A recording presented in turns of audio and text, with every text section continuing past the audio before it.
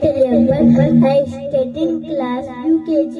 Today I am going to tell you about our national flag. Our national flag is Sangai. It has three colors. There are saffron, white and pink. The saffron is at the top. The white is in the middle and green at the bottom. There is a wheel of navy blue color. At the letter, we should respect our national flag. ये हमारा ध्वज राष्ट्र तिरंगा है। ये 3 रंगों में होता है। गेरुआ रंग ऊपर की होता है, हरा रंग नीचे की ओर होता है, बीच में सफेद रंग होता है, बीच में ब्लू कलर का चर्क होता है। हमें अपने देश का सम्मान करना चाहिए। धन्यवाद।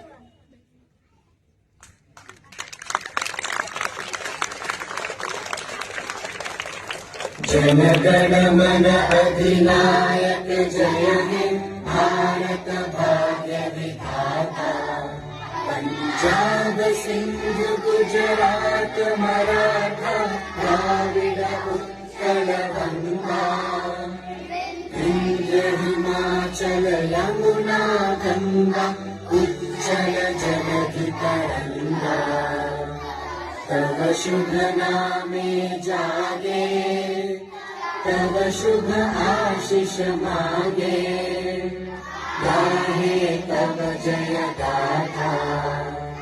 जन गण मंगल दायक जय हे भारत भाग्य विधाता।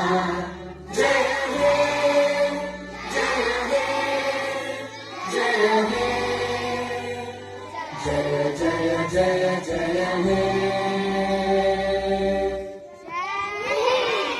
উৎসব শেষ মানে